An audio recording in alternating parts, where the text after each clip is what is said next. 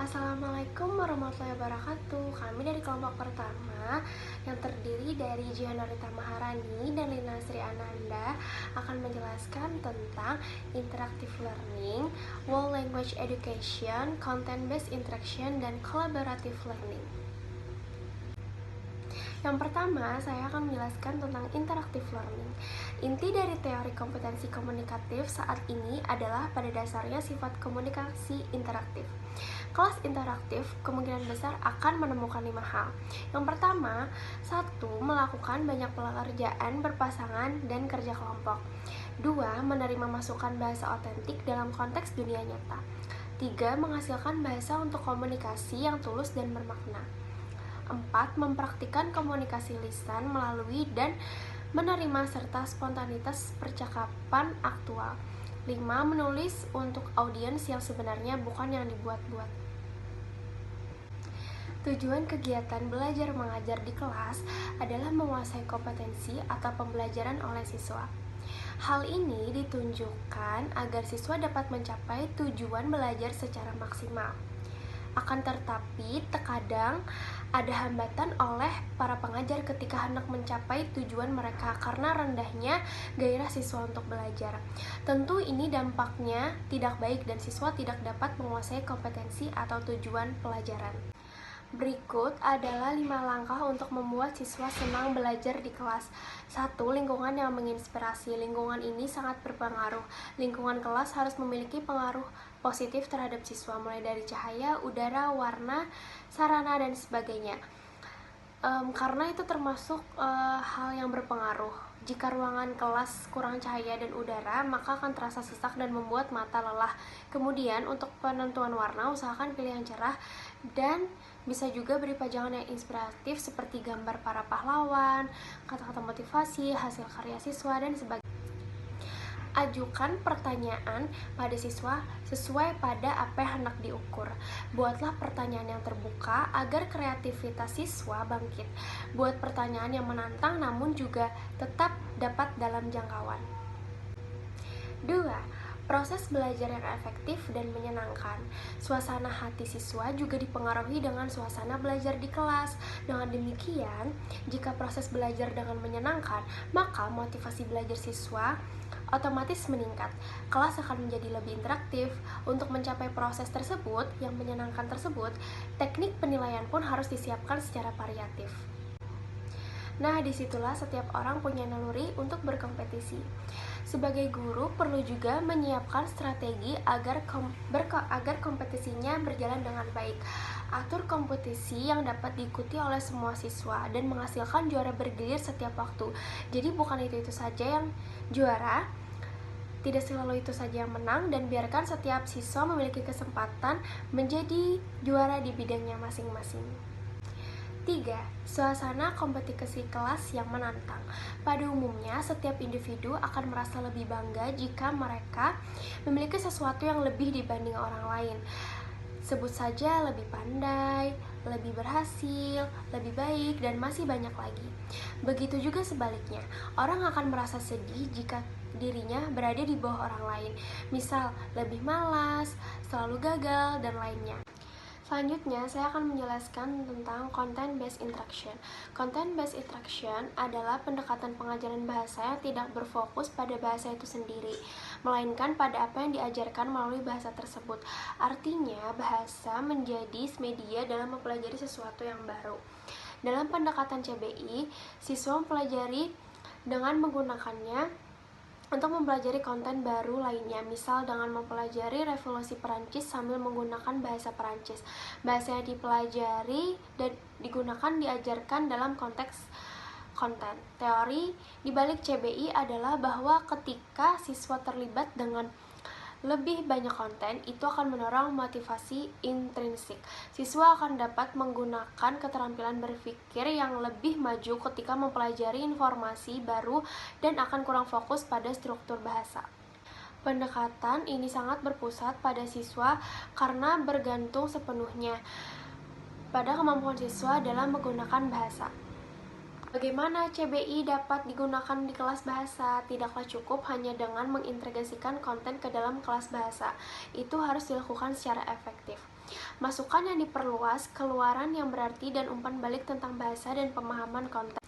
Masukan yang diperluas, keluaran yang berarti, dan umpan balik tentang bahasa dan pemahaman konten, pengumpulan, pemrosesan, dan pelaporan informasi, keterampilan, terintegrasi atau menggunakan membaca, menulis, berbicara, dan mendengarkan dalam kegiatan kelas alami, kegiatan berbasis tugas, dan pekerjaan proyek ditingkatkan dengan prinsip pembelajaran kooperatif, pelatihan strategi untuk menghasilkan pelajaran strategis yang lebih sadar secara metakognitif, dukungan visual, misal gambar, pengaturan grafik, jenjang bahasa, dan lain-lain. Instruksi tata bahasa kontekstual, kegiatan sintesis puncak, atau pengetahuan ditampilkan secara tertulis dan lisan. Yang kelima, bantuan belajar yang siaga. Ketika siswa mengalami kesulitan belajar, mereka pasti membutuhkan bantuan yang lebih paham. Bantuan belajar di sini bisa berasal dari guru kelas atau guru yang lain yang ditugaskan untuk membantu siswa. Jadi, dengan disediakannya bantuan belajar bagi siswa di kelas, maka mereka akan lebih suka belajar. Yang keempat, sumber belajar. Sumber belajar yang memadai haruslah mendukung dengan kurikulum, berkaitan dengan perkembangan diri, serta perkembangan karir. Gunakan buku yang terpercaya, audio, video, media yang menarik sehingga siswa tidak jenuh dengan penyampaian materi yang monoton. Semakin beragam dan lengkap sumber yang tersedia di kelas, akan makin besar kecenderungan siswa suka belajar. Awalnya, istilah tersebut berasal dari penelitian reading dan digunakan untuk menekankan keutuhan bahasa sebagai kebalikan dari pandangan yang memecah bahasa ke dalam bit dan potongan fonem, gropems, morpems, dan kata-kata interaksi dan interkoneksi antara bahasa lisan, mendengarkan dan berbicara, dan bahasa tertulis, membaca dan menulis, dan pentingnya dalam masyarakat melek huruf kode tertulis sebagai hal yang alami dan berkembang seperti halnya kode lisan. Sekarang, istilah itu telah mencakup lebih banyak lagi. Seluruh bahasa adalah label yang telah digunakan untuk mendeskripsikan pembelajaran kooperatif, pembelajaran partisipatif, pembelajaran yang bersifat pada siswa, fokus pada komunitas pelajar, fokus pada sifat sosial bahasa, penggunaan bahasa yang otentik dan alami, bahasa yang berpusat pada makna, teknik penilaian holistik dalam pengujian, integrasi dari 4 keterampilan. Selanjutnya, saya akan menjelaskan tentang content-based instruction.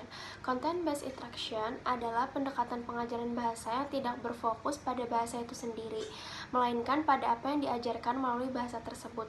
Artinya, bahasa menjadi media dalam mempelajari sesuatu yang baru. Dalam pendekatan CBI, siswa mempelajari dengan menggunakannya untuk mempelajari konten baru lainnya, misal dengan mempelajari revolusi Perancis sambil menggunakan bahasa Perancis. Bahasa yang dipelajari dan diajarkan dalam konteks konten. Teori di balik CBI adalah bahwa ketika siswa terlibat dengan lebih banyak konten, itu akan mendorong motivasi intrinsik. Siswa akan dapat menggunakan keterampilan berpikir yang lebih maju ketika mempelajari informasi baru dan akan kurang fokus pada struktur bahasa. Pendekatan ini sangat berpusat pada siswa karena bergantung sepenuhnya pada kemampuan siswa dalam menggunakan bahasa. Bagaimana CBI dapat digunakan di kelas bahasa? Tidaklah cukup hanya dengan mengintegrasikan konten ke dalam kelas bahasa. Itu harus dilakukan secara efektif. Masukan yang diperluas, keluaran yang berarti, dan umpan balik tentang bahasa dan pemahaman konten. Masukan yang diperluas, keluaran yang berarti, dan umpan balik tentang bahasa dan pemahaman konten, pengumpulan, pemrosesan, dan pelaporan informasi, keterampilan, terintegrasi atau menggunakan membaca, menulis, berbicara, dan mendengarkan dalam kegiatan kelas alami, kegiatan berbasis tugas, dan pekerjaan proyek ditingkatkan dengan prinsip pembelajaran kooperatif, pelatihan strategi untuk menghasilkan pelajaran strategis yang lebih sadar secara metakognitif, dukungan visual, misal gambar, pengaturan grafik, jenjang bahasa, dan lain-lain. Instruksi tata bahasa kontekstual, kegiatan sintesis puncak, atau pengetahuan ditampilkan secara tertulis dan lisan. Selanjutnya, saya akan menjelaskan tentang whole language education. Salah satu istilah yang paling populer saat ini menyapu profesi kita. Seluruh bahasa telah ditafsirkan secara luas dan berbeda sehingga sayangnya hampir kehilangan dampak yang pernah dimilikinya. Kata Rick pada tahun 1991. Untuk ulasan yang sangat baik tentang pendidikan bahasa secara keseluruhan. Saya Lina Sri Ananda, saya akan melanjutkan penjelasan dari teman saya tadi. Berikutnya adalah materi tentang kolaboratif dan kooperatif learning. Yang pertama, kolaboratif learning atau pembelajaran kolaboratif adalah pendekatan pendidikan untuk belajar mengajar yang melibatkan kelompok peserta didik yang bekerja sama untuk memecahkan suatu masalah, menyelesaikan tugas, atau membuat produk. Pembelajaran kolaboratif juga disebut sebagai instruksi yang melibatkan siswa yang bekerja dalam tim untuk mencapai tujuan bersama. Berbicara masalah tim, di sini ada 5 elemen yang dicakup oleh Johnson dan Smith tahun 1991. Yang pertama, saling ketergantungan yang positif, maksudnya anggota tim berkewajiban untuk mengandalkan satu sama lain untuk mencapai tujuan. Yang kedua, akuntabilitas individu. Semua siswa dalam kelompok dimintai pertanggungjawaban untuk melakukan tugas mereka untuk penguasaan semua materi yang akan dipelajari. Yang ketiga, interaksi promotif tatap muka. Meskipun beberapa dari kelompok mungkin dibagi dan dilakukan secara individu, beberapa harus dilakukan secara interaktif dengan anggota kelompok, saling memberikan umpan balik, menantang kesimpulan dan alasan satu sama lain, dan mungkin yang paling penting, mengajar dan mendorong satu sama lain. Yang keempat, penggunaan keterampilan kolaboratif yang tepat. Siswa didorong dan dibantu untuk mengembangkan dan mempraktikkan keterampilan membangun kepercayaan, kepemimpinan, pengambilan keputusan,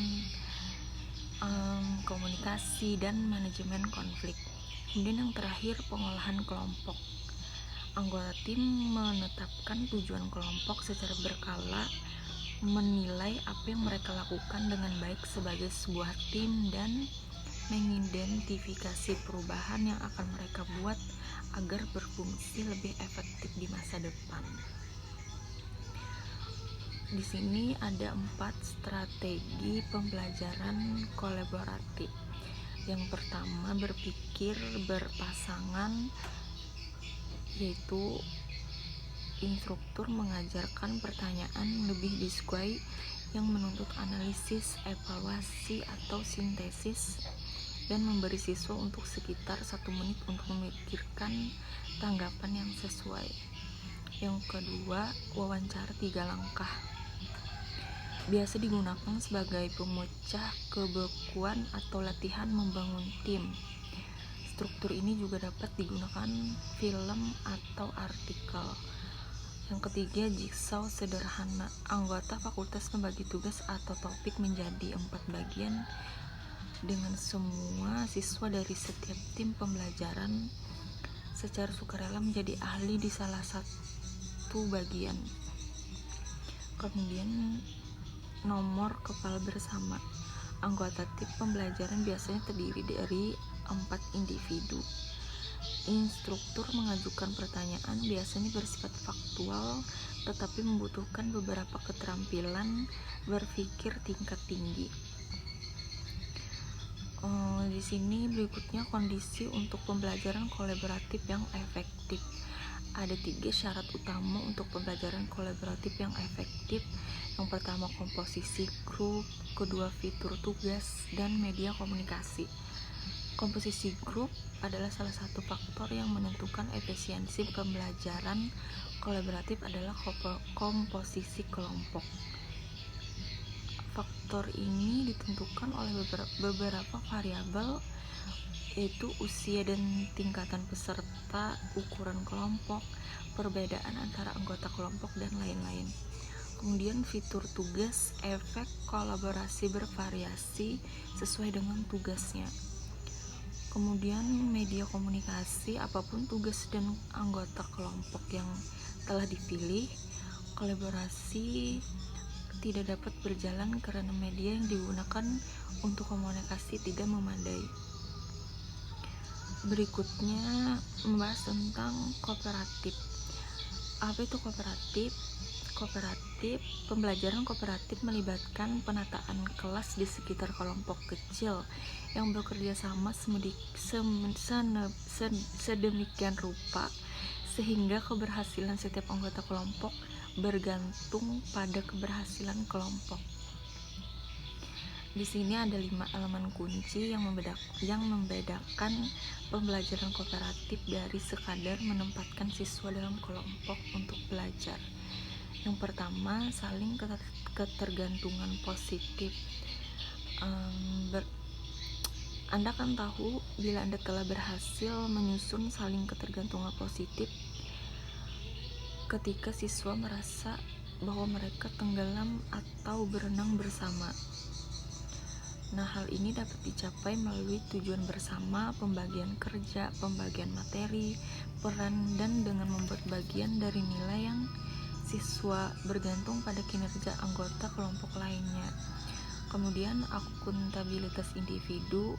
Inti dari akuntabilitas individu dalam pembelajaran kooperatif adalah siswa belajar bersama, tetapi tampil sendiri. Lalu berikutnya interaksi tatap muka atau promosi, aktivitas kognitif, dan dinamika interpersonal yang penting hanya terjadi ketika siswa saling mempromosikan pembelajaran. Kemudian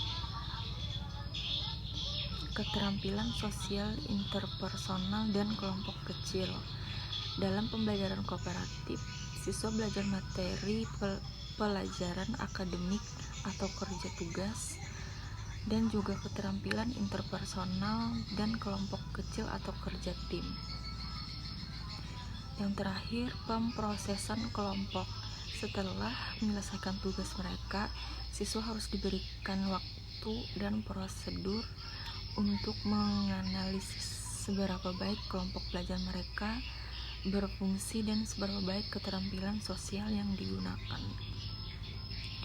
Kemudian di sini membahas tentang teknik pembelajaran kooperatif. Teknik pembelajaran kooperatif terdiri dari diskusi, pengajaran timbal balik, penyelenggaraan grafis, menulis, dan pemecahan masalah. Yang pertama, diskusi memberi dan menerima yang baik dapat menghasilkan pengalaman belajar yang tak tertandingi saat siswa mengartikulasikan ide mereka. Yang kedua, pengajaran timbal balik atau menjelaskan, memberikan umpan balik, memahami perspektif alternatif. Kemudian penyelenggaraan grafis, menemukan pola dan hubungan, menulis, mengatur, dan mensintesis informasi. Yang terakhir, pemecahan masalah, mengembangkan strategi dan analisis. Sekiranya itu saja yang dapat kami sampaikan, semoga bisa dipahami. Terima kasih.